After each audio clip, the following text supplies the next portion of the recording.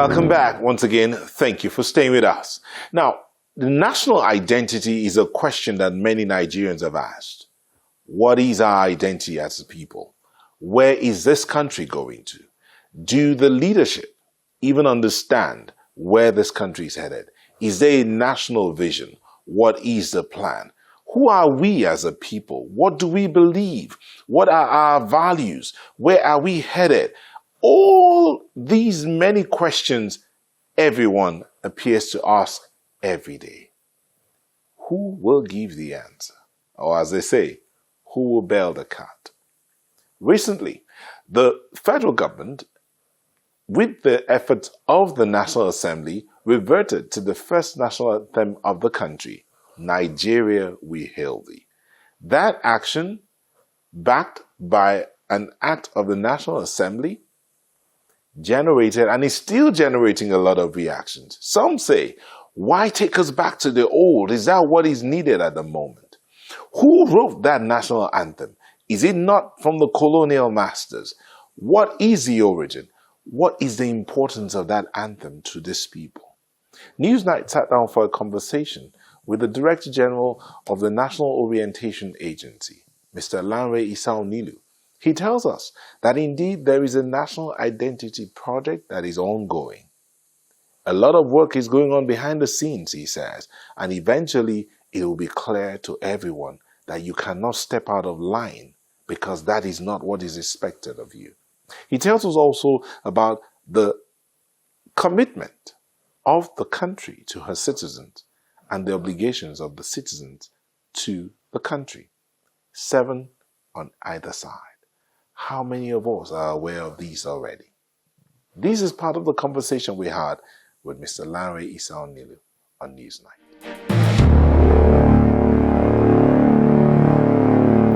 Thank you, Mr. Lanre Isao Nilu. Thank you for speaking with us on Newsnight. Yours is a very unique responsibility. But how's it been with you since you came in here? Well, it's been exactly what I expected. It's been challenging. You see, but no matter how big a challenge is, when you understand that the system backs you up, then you know that you don't need to worry. The system backs me up because the president is committed to the need for value orientation. And that's the reason why now you have the Ministry of Information and National Orientation as against what we had before, when we had Ministry of Information and Culture. So culture and tourism have been taken out because of the emphasis on the need to promote moral rectitude in this country. And so my coming here is also not by accident. It's part of the president's, strategy to ensure that we bring Nigerians back, rally them behind the country and do the right thing. You said something about values reorientation in terms of bring back values. Some will argue that are we in the place where we need to talk about bringing back values when those who are supposed to be bringing back the values are not exactly living the values that they preach? Correct. Exactly why I said the system backs me up, because there are two things that have been missing. Not just what you mentioned. I was also had one more thing. In the past, there have been efforts to ensure that we promote this value system. But it has always been about the citizens. Citizens must be patriotic. Hand rules don't check out. Change begins with me. Good people, good nation. All these were efforts in the past. There was integrity, document that was produced by ICPC in conjunction with the Office of the Secretary to the Federal Government and NOA. All were past efforts. But two things were always missing. There was too much focus on the citizens without the leaders ever making any commitment, ever taking responsibility. So that's one difference that we are trying to correct this time around. The second difference is that even when you have the value system in place, you must create institutions of nurturing that you're going to use to now make these values to become part of our lifestyle as a people. So these two things were missing. This time around, we've come up with what we call the National Value Charter. It's a charter because it is a contract. It is a social contract between the country and the citizens. So unlike before, it is not one-sided anymore.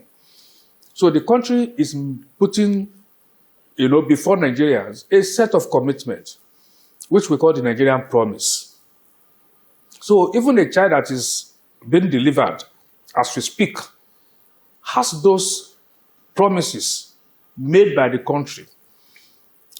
So there are two components to the charter now. There are two sides to the contract: the country and the citizens. So the country has what we call the Nigerian Promise, as I said, and the citizens has what we call the citizen codes, if you like, code of conduct. So what it means is that it takes two to tango. We are not just asking the citizens to do the right thing.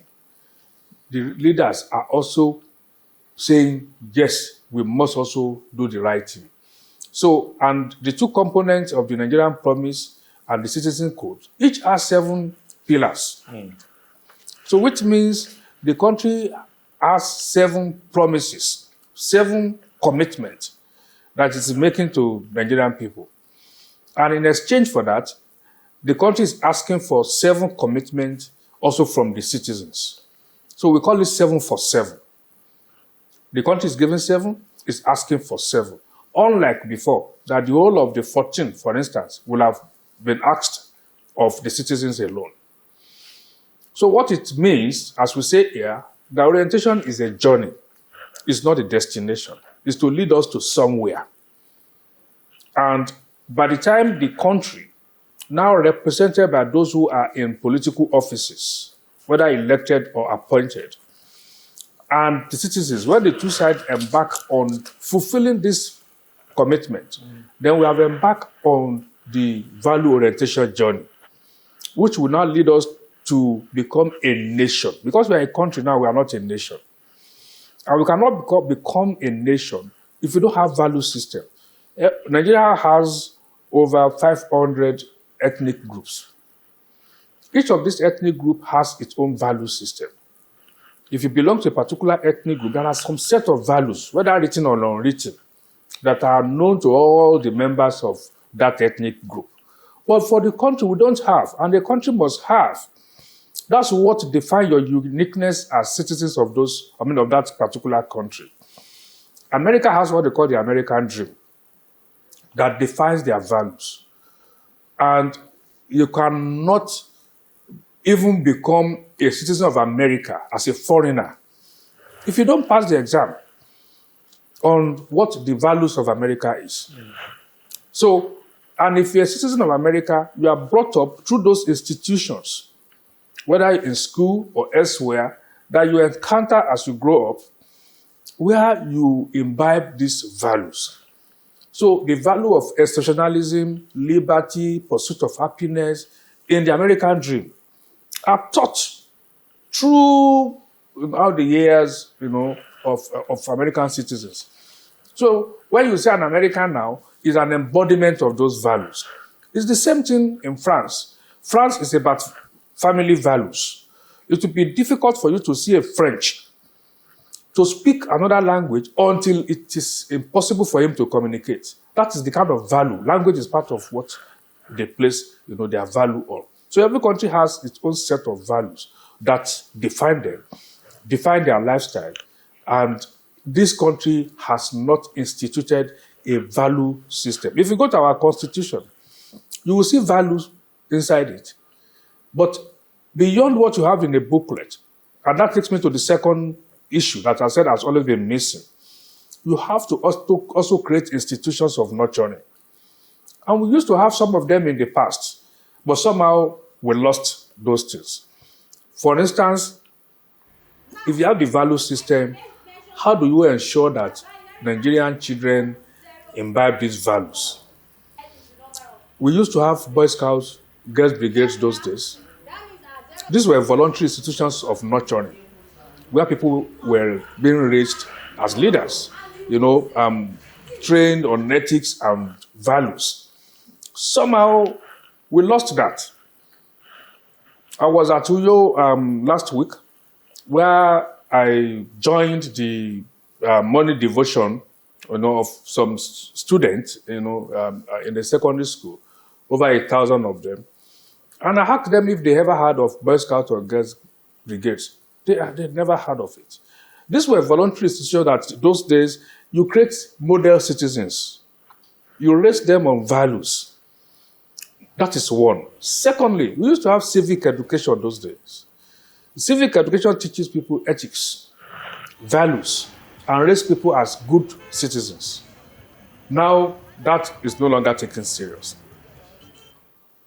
Now, what are we doing? We have 7 policies that we have, identified to use to institutionalize this value system. Mr. O'Neill, if I may come in here, this conversation about the values, you've talked about it, and I was just scribbling some things here. It said, yes, Nigeria has over 500 ethnic groups. Each one has its own set of values. You've used the examples of America, France, but there's a phrase you use, the American dream. So the American knows that he's going somewhere because the country is going somewhere with him or her. Some would argue or ask you the question, why should I bother? Where is Nigeria going? Where is this nation going that I should even look to say I'm going somewhere with this nation? That's why it's now a charter, it's a contract. And that's why we say orientation is a journey. The Nigerian promise, that is the promise that has been made to you. That is what you are going to get. Okay, you know what? Can we just step back a bit? Okay. Let's look at these 7 pillars. You've talked about the 7 promises Nigeria makes to its citizens. And the 7 promises or 7 obligations or commitments that Nigeria requires from its citizens. Let's start with the promise of Nigeria to its citizens. Okay, so while I won't be so explicit, because the president is still going to unveil this charter, and would have nothing left to unveil by the time but they are nothing new.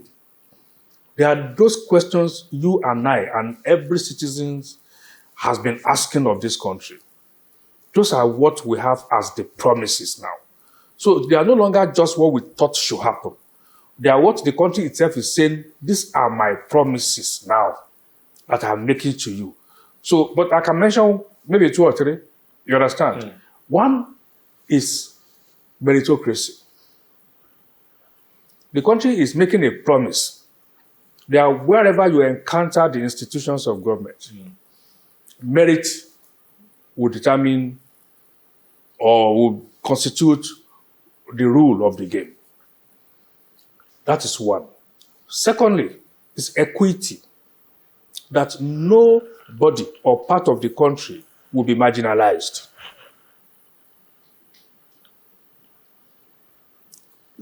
Thirdly, entrepreneurship, which means the country will do all it can to ensure it creates conducive environment for people to do business, to promote their business, to grow their business, and to be happy. Make money, build houses, buy car, all the things, good things of life that you should get from a country. Entrepreneurship will give you that, and the country will provide the conditions, environment for that. So these are 3 of the 7 promises. Okay. But you say all of these are tied to a national identity project that the president is pursuing. Yeah. And the national anthem is one of them. It's one of them. But have you seen the reactions from the citizens about this national anthem? Well, you see, I would say that those of us who had the privilege of being part of this old, now new anthem, we're longing for it. And if you will recall that June 2014, at the confab, where you had 492 people representing the different segments of this country, it was proposed, it was unanimously adopted. And out of nostalgia, they stood up and sang it enthusiastically. The National Assembly got it, grabbed it, and within days, passed it. And without skipping any part of the procedure. I was there to also be part of the public hearing. So are you saying that the National Assembly was not influenced to take up this or to return Nigeria to the old national anthem in any way? Well, it depends on what you call influence. The whole idea of National Assembly... Politically influenced? The whole idea of National Assembly is about influence. It's about pressure group. It's about, people convincing somebody on a particular issue. So it's all about debate. It's all about arguing your point. And then whether all of you or not, majority will take, the day. So that's not wrong. That's what actually it is. The assembly is meant to do, to represent. Since all Nigerians cannot be emptied into the hollow chambers, so we have representatives who are there to argue our opinions on our behalf. So they did the right thing, and they went through the procedure. There was a public hearing that I attended, So, but beyond what government has done, the way Nigerians have received it, I was shocked. Because I do know that by our demographics, there should have been resistance. We have a country where anybody that is below 50 is not aware or was not aware. Yes, I've never heard of this anthem. Yes. But if you take 45 years and below, that is 93% of our population. So if you take it to 50, you have 95% of our population. So anybody above 50, so the oldest person in this country, we all consider just 5% of the population. So if this were about nostalgia, then we have 5% brought back what they were longing for. So you expected that 95% would say no to it. But behold, less than 12 hours after it was signed into law, I saw videos of children already singing it. I saw schools. You would think they had taken 1 month to memorize it. They were singing it. And if this were staged, I was in Uyo. I went to a school. I was part of the morning devotion. And over 1,000 students joined me in singing it enthusiastically. Two things go for this national anthem. One, the lyrics are fantastic. The melody, even when you are singing it, without instrumentation, the flow is there. And then the meaning connects with every Nigerian. It actually speaks to our reality as a people. Nigeria will hail thee, our own dear native land. That is some connection. Expression of love and pride. Though tribes and tongues may differ, an acknowledgement of our reality. In brotherhood, we stand. That tongues and tribes should not be barriers to our brotherliness. And when you go through the 3 stanzas, you see that each line is connecting with our reality. So this perhaps has made people to, because Arise, O compatriot looks a bit abstract. It does not speak to us and our realities. So I guess it had not played the role it ought to play in making us to have that sense of pride anytime we sing it. You talked about the meaning, the wordings, and how they tie into our everyday reality. But aren't you concerned about the origin? The concerns are the reactions, amongst the reactions, besides the fact that someone will talk about, today actually, someone was arguing, we said, we hail thee. That's old English. In this modern age, why are we doing we hail thee? Native land, that's derogatory. What's the other one? Tribesmen, tribes. That's, I mean, if you look at the analysis out there, I mean, one of the dailies today talks about using the word tribes to describe us is derogatory. I don't know when those words become derogatory. I do not. These are some of the reactions out Yeah, there. yeah. The other one is the matter of native land. Yeah. Are all of these things not considered? They are considered because there is nothing wrong with any of them. And when we are discussing grammar now and the etymology of those words, there is nothing wrong with it.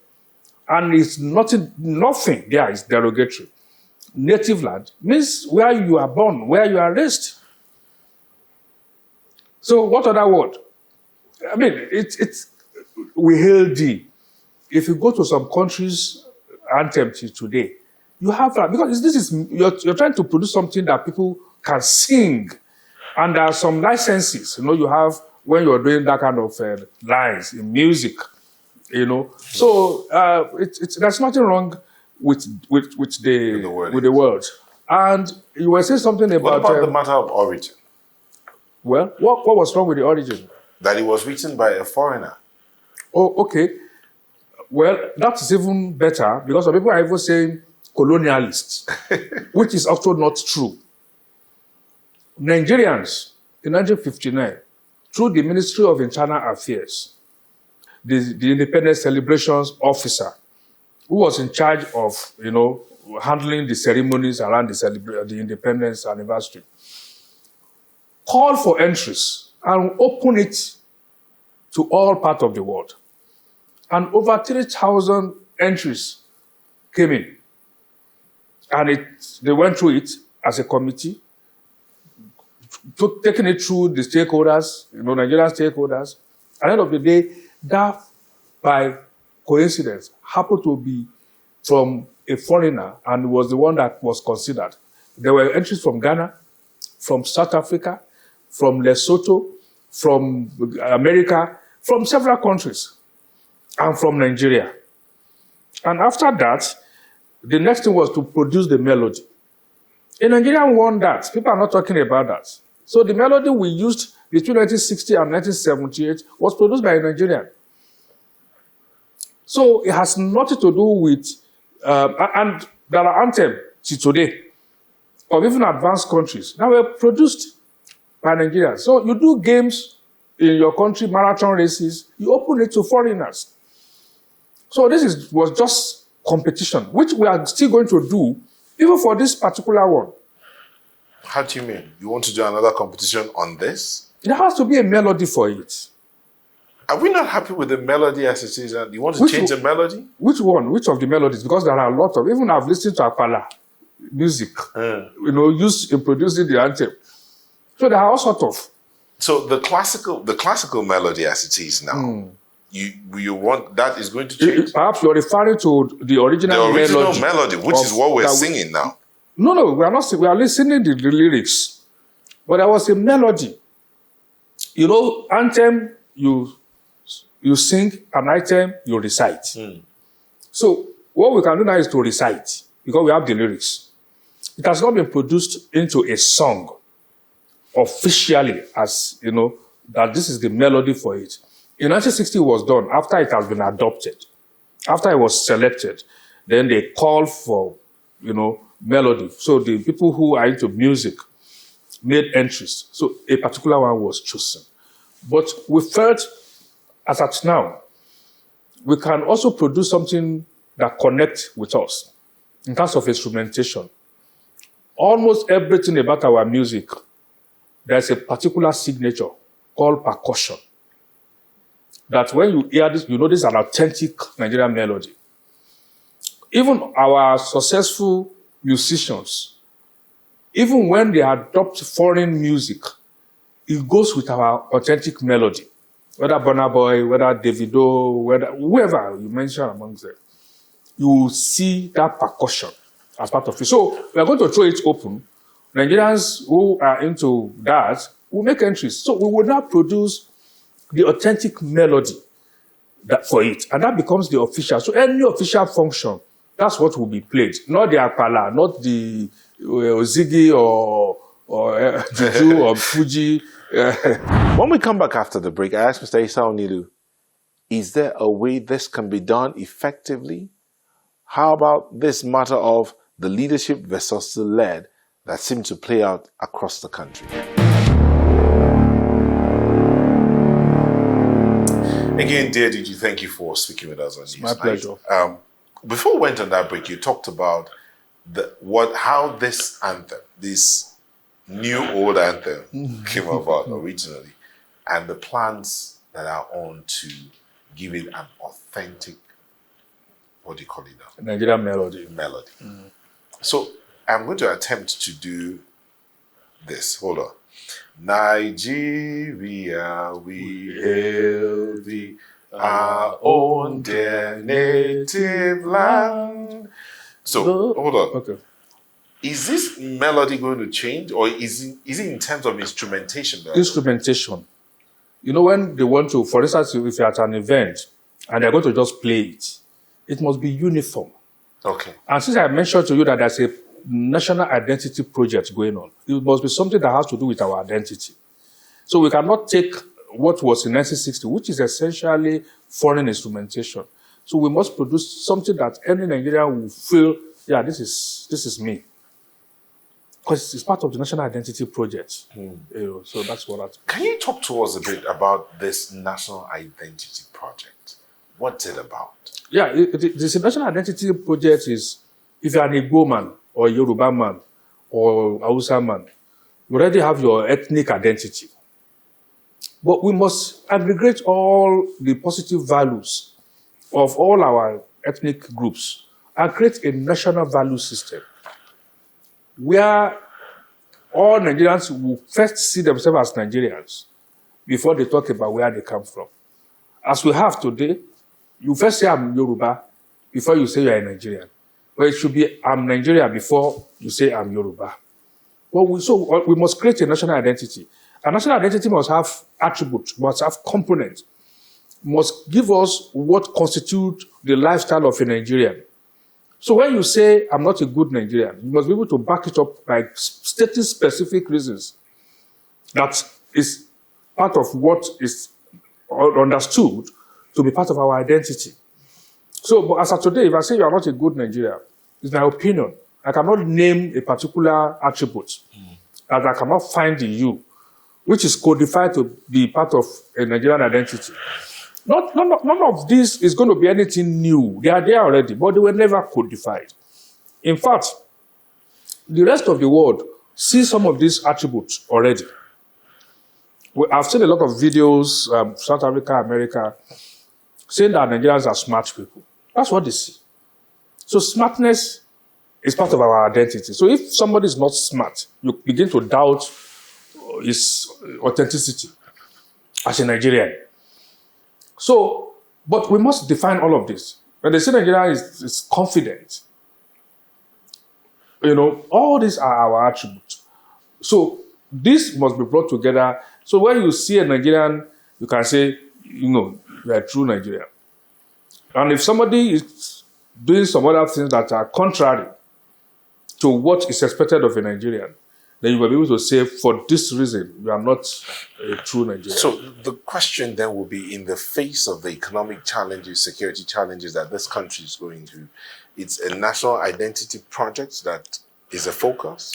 You don't think that we find ourselves where we are because we don't have value system? You know, it's like a parent talking to his child and say, yes, you need to behave well. You need to represent this family well. This is what is expected of you as a member of this family. And he looks up to his father and says, you have not even paid my school fees and you are talking about how I need to behave. Don't they go together? Which one should be left for the other? In the last 1 month, 2 things happened, which was very negatively significant. Federal government just rehabilitated the Third Mainland Bridge. It's sparkling clean now. And within 2 weeks after, a Nigerian climbed the bridge and removed some of the furniture to sell. What is missing? Character. He doesn't carry a Nigerian identity. That is his property. It's something he should fight to protect.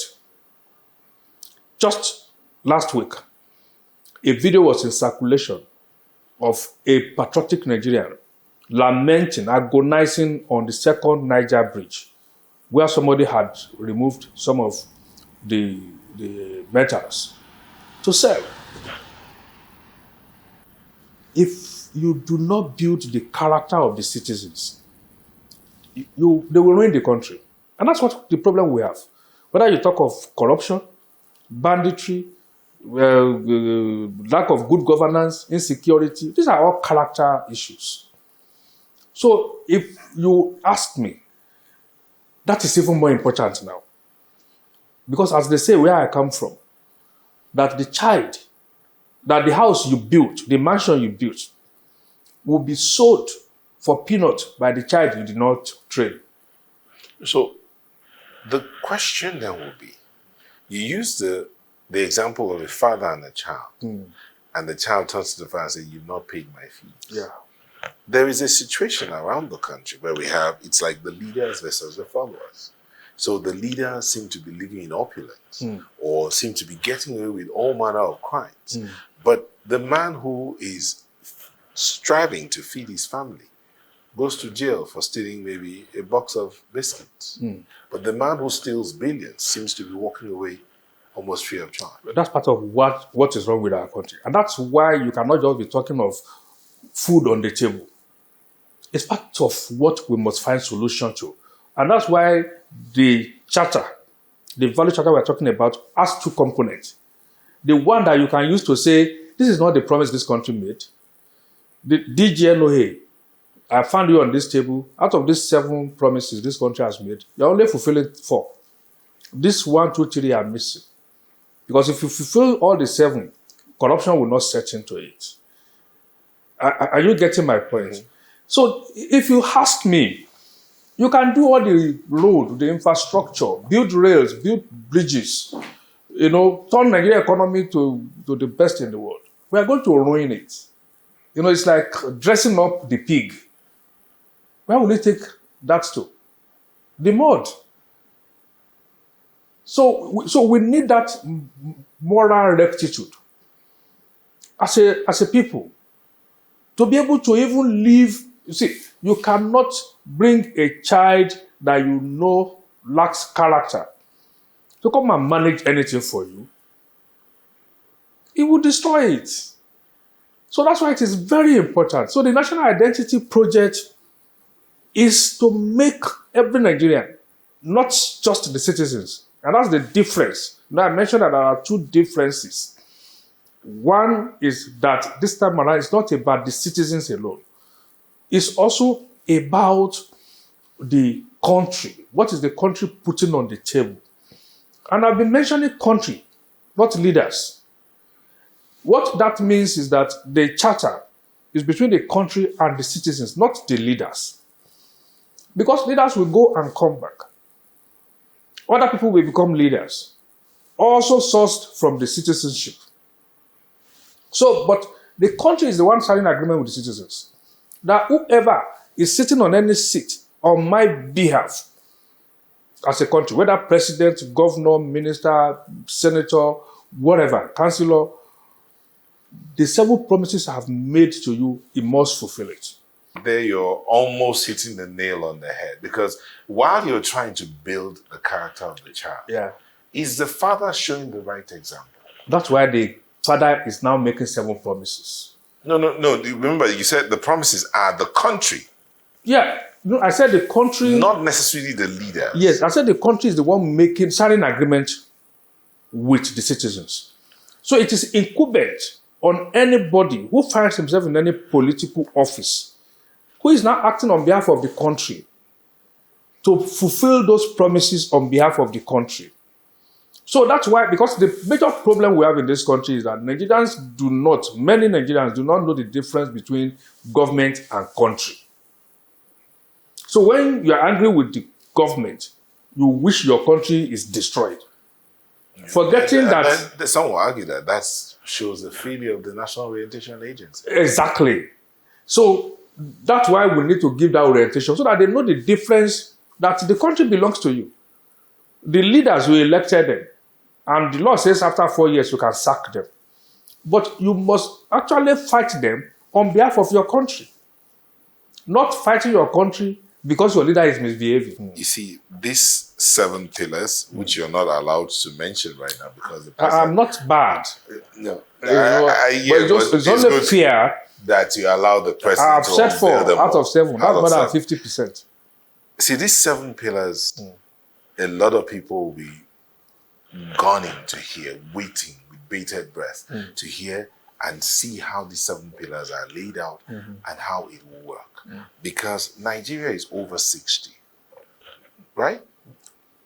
And so far, the pain that the country has caused its citizens, some won't even want to voice it. And that's why they will tell you that. That's why many of them are just, let me just pack my things and japa. Okay, so even from that question, it is not the country that has caused us pain.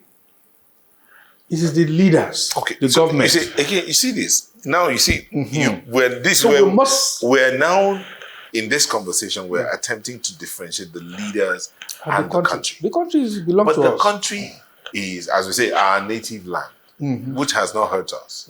But the leaders have been appointed or that have come into office have been one way or the other hurt the country and the citizens. At what point, when I ask the question, is this justiciable? As in, can someone get up and say... Because justice system is actually one of the 7 promises. So, tomorrow... That anybody who does anything, no matter who you are, will go through the same justice system. And there will be no... I know Mr. Issa Onilu whom I will call and will call the police and so when that happens, then Issa Onilu has broken one of the promises that this country has made. We have a constitution that has been there and has been flouted and breached by many over and over and over again. Yeah. What would seven obligations or promises, what difference would that make? So when the constitution is there. So the country is now saying, I'm committed to ensuring that nobody does that and get away with it. What about that? That's the difference. So the question will be, who would ensure? Again, so the country is saying this is the country's commitment, right? Yeah. The country here, this is the project, you said, because the National Identity Project, that it looks as if it's the executive that's running at this time. Some will ask the question, can this executive actually say that they are not in any way breaching the constitution that they are trying to put up for the people to live by?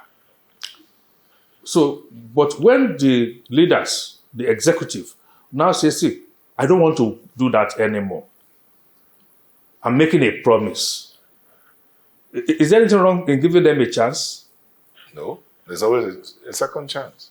To see how that will work out. You see, when you're trying to build moral character, it requires a lot of effort and commitment on the part of everybody to say enough is enough. But if you're just living like you're in animal kingdom, no rules, no commitment to anything. See, whatever tribe you come from, there are certain things you are looking at, and you don't want to be called a bastard within that society. It's not because they are going to cut off your neck. It's because it is not expected of you. So we must put this country in that situation where we no longer expect ourselves to do those things that we are doing freely without any concern, with no sense of shame. We must take all those out. So it is important that we put it in place. And it becomes the yardstick to say your lifestyle is not that of a Nigerian. That is expected. What you are doing is not expected. And that person should be in a situation where he will feel ashamed of himself. As of today, what do we do for people like that? We give them chieftaincy title. We celebrate them. And that's what we need to ensure that, even the person becomes uncomfortable within the society. We belong to different faiths. There are Christians and Muslims and even traditional worshippers in this country. In Christianity, the principles are there. So also in Islam. So what a pastor or an imam needs to do is to give orientation to the adherents on the values that are expected of them and guide them to be better Christian or better Muslim. But it's not for nothing. There's a promise. Even the God that put the faith in place made a promise. If you fulfill those things, your commitment, I promise you heaven. So what this country has never done was to put anything in place to say this is the expectation if you behave well. So, but again, how are we going to get there? That's why I said there must be institutions that will nurture us. I mentioned the issue of Boy Scouts, Girls Brigades, that in the past trained people. So it's through indoctrination, through nurturing, that somebody will grow up to say, no, I can't do this. Again, civic education, for people to even have the knowledge of what this is all about, which we are pushing to become compulsory subject from primary school to secondary school to the university. What about to the public service? Would they have... No. So if you go through all of this and you're leaving the university and they give you a certificate that says you have been found worthy in learning and character, that is the character, they have built your character. So you're expected that when you get into the office, you have 20 years of learning that should reflect in what you do. Again, another way that we're part of the 7 institutions that we want to build. We've said National Anthem is one. We've mentioned the citizen brigades that we are going to create 37,000 this year, 1,000 per state and FCT, where primary school and secondary school students will be put into these citizen brigades and they will be raised as model citizens with these values. Now, so that will be fashioned after Boy Scouts that I mentioned. Then I mentioned the issue of the citizenship study, which is the civic education, all through to the university. Again, age 1 to 16 in this country, our children, in the last 3 decades, have been exposed wholly to foreign values through cartoons. All the cartoons they watch are all foreign. And they are being raised as foreigners with the mentality of foreigners. That's what they saw for their first 16 years at home and in school. So now you cannot create a nation where the citizens don't even know themselves. The 10-year-old in Ibadan knows more about the New Yorkers, how they behave. He's seen them through cartoons all the years. We've seen the Spider-Man in New York. He doesn't know the people of Enugu, with whom he's going to be citizens of the same country. He cannot appreciate them. They cannot also appreciate him. But he has been tuned to see the Americans as superior people, because that's what he was raised with, those values. And the parents believe the cartoons keep their children busy so they can do other things. But they don't even know what the content of the cartoons are. And it's so bad now that the values they are getting now, where it is shown to them that a man and a man can decide to be husband and wife, or a woman and a woman can decide to be husband and wife, or you can choose to identify yourself as a cat. This is what we are exposing our children to. So how can you raise Nigerians when there are no Nigerian values they are exposed to? So part of the 7 pillars or 7 institutionalization processes this year, we are going to also ensure that we begin the process of ensuring 70% of the content of Nigeria or the cartoons. Let me come in here a bit. So these 7 pillars, 70% of our TV content, the cartoons that the children watch, is there a time? How quickly can that be achieved? Do you know what it would take? Wonderful. You see, we actually do not understand the volume of activities, entrepreneurship, creativity of our people. I marveled when I realized the number of Nigerians that are already producing world-class cartoons. As we speak, if you go on YouTube, you will see world-class cartoons produced about us. So, and a lot of our institutions can key into it. I was discussing with some leaders of the military the last time, and I told them that's the reason why a soldier will be passing at a train station or bus station in America, and they will stand up for him and be clapping in appreciation of his services to the country. He was raised, they are raised to see soldiers that way. Here, there is no such. We ambush them and kill them. So, what if the military, for instance, support some cartoon character creators and they begin to produce cartoons about the Nigerian military? And so from age 1 through age 16, Nigerian children have seen the military, all the good side of them, why we need them, and become proud of them and grow up to appreciate them. So why can't the Nigerian, the Yoruba boy in Osogbo grow up to know that the Igbos are not Ajekuta Mamumi, as they call them? Why can't the boy in Abakaliki grow up to know that the Yorubas are not the whatever the Igbos call them, the prejudices that we are spreading? We can see ourselves through this, and we can grow up to appreciate ourselves. So we wouldn't know how much NYC has done to us in this country in terms of cementing our relationship as peoples of diverse people. We wouldn't know. If NYC was not there, things could have been worse. We've had people, marriages, friendship, and things like that, business partners, because they met that 1 year. So imagine if somebody grows up from age 1 to 16, appreciating the diverse culture, understanding them, and growing up to see them as part of him. Thank you so much. Thank you. Thank you. My pleasure.